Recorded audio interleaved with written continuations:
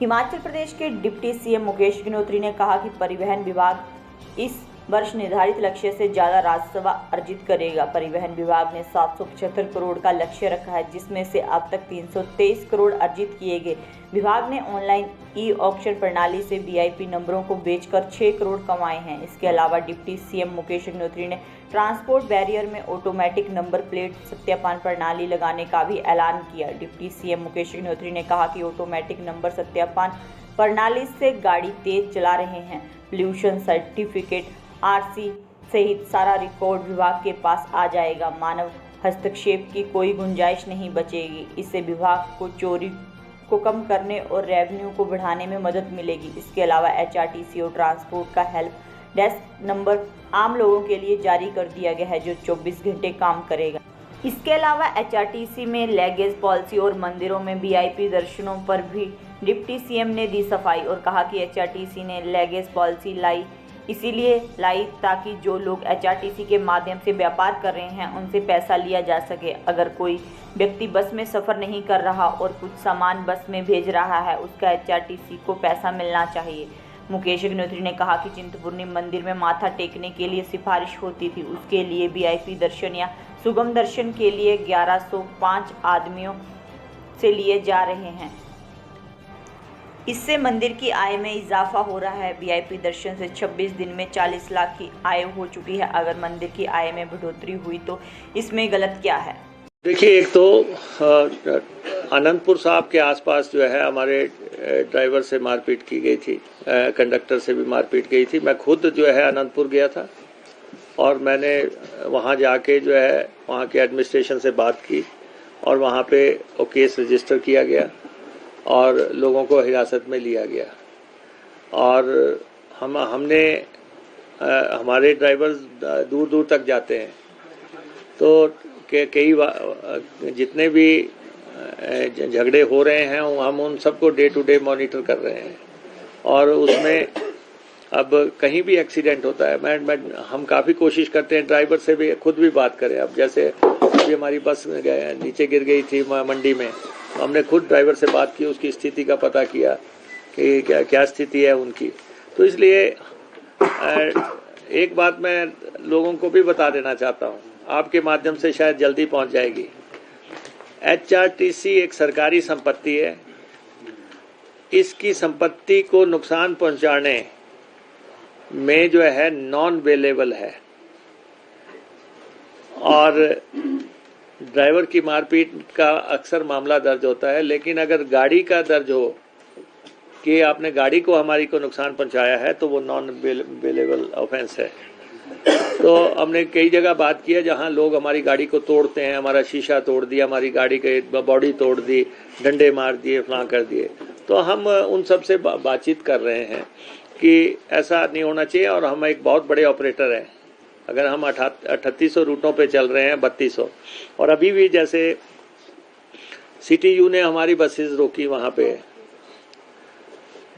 यहाँ पे एक कोर्ट में फैसला हुआ। कोर्ट में केस चल रहा था एक प्राइवेट ट्रांसपोर्टर का और सीटीयू का। कोर्ट का फैसला आया ट्रांसपोर्टर के हक में और उन्होंने कहा कि सीटीयू की बस का रूट सस्पेंड किया जाता है। और उन्होंने रिटेलिएट हमारे पे कर दिया। उन्होंने एचआरटीसी की बसें रोकनी शुरू कर दी। हम तो देवभूमि में रहते हैं, हमने कहा भाई ऐसा मत करो। लेकिन बाहर के राज्यों के लोग ये ना भूलें, वो भी हमारे राज्य में ऑपरेट कर रहे हैं। उनकी बसेस भी हमारे यहाँ पे आती हैं। तो जैसा सलूक करेंगे वैसा फिर हम व्यवहार करेंगे। हम तो चाहते हैं कि राज्यों के संबंध अच्छे रहें, राज्य एक सौहार्दपूर्ण तरीके से बसें चलाएं। हम उनके टेरिटरी में जाते हैं, वो हमारी टेरिटरी में आते हैं। सीटीयू भी 12,000 किलोमीटर हमारी टेरिटरी में चलती है।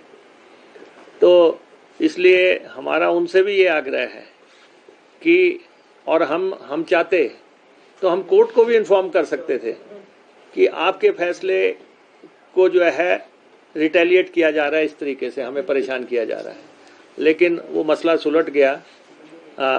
लेकिन टोटलिटी में हम दिल्ली तक जाते हैं, सारी स्टेट्स में जाके आते हैं।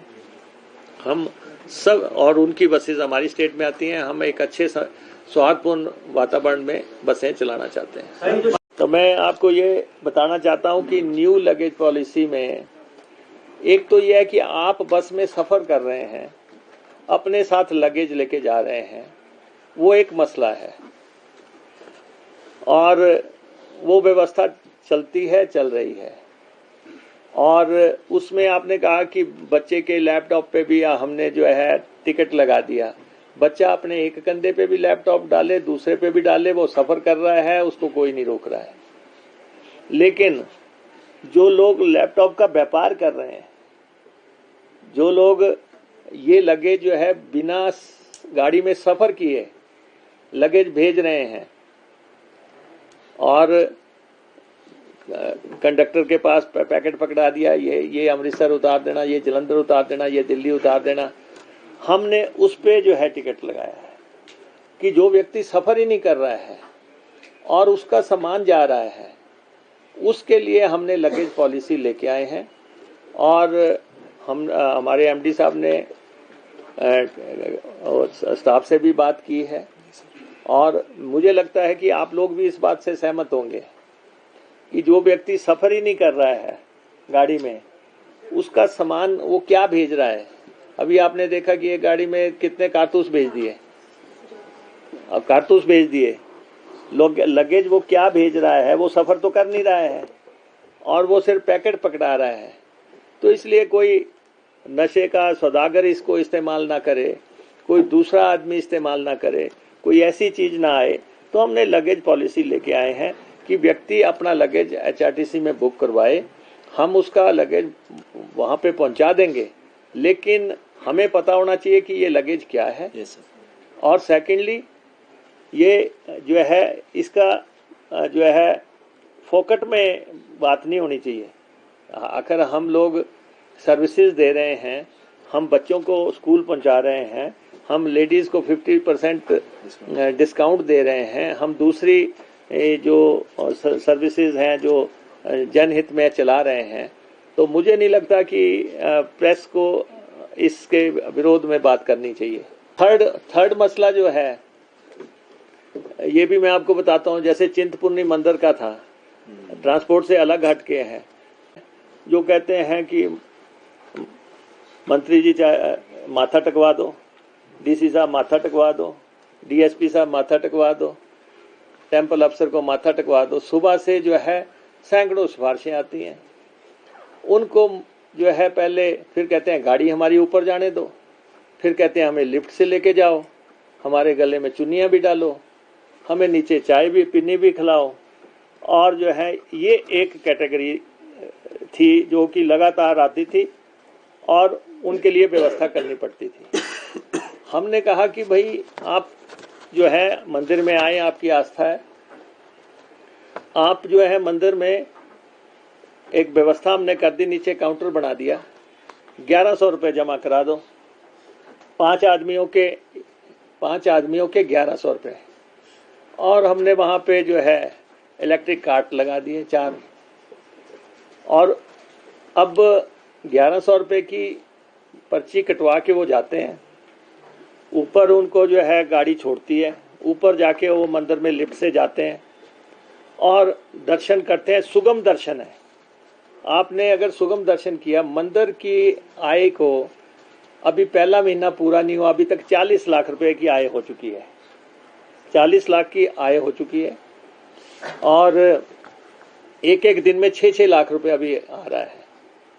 और सिर्फ 500 परमिट हमने रखे हैं ये सुगम दर्शन वालों के, कि 500 से ज़्यादा हम नहीं लेके जाएंगे।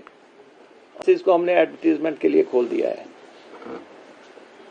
ये बात आपकी सही है और मैंने एमडी साहब को भी कहा, और ये हमारे समय की बात भी नहीं थी। ये जो जुवा केसरी एक छपता है और उस पर बड़ी आलोचना करते हैं, ये देखो सरकारी बस है। हमने कहा कि एडवर्टीजमेंट लेने का अधिकार हमारा है, ये हम फैसला करेंगे कि क्या ये जनहित में है या नहीं है। तो एडवर्टीजमेंट पॉलिसी इन्होंने बना दी है।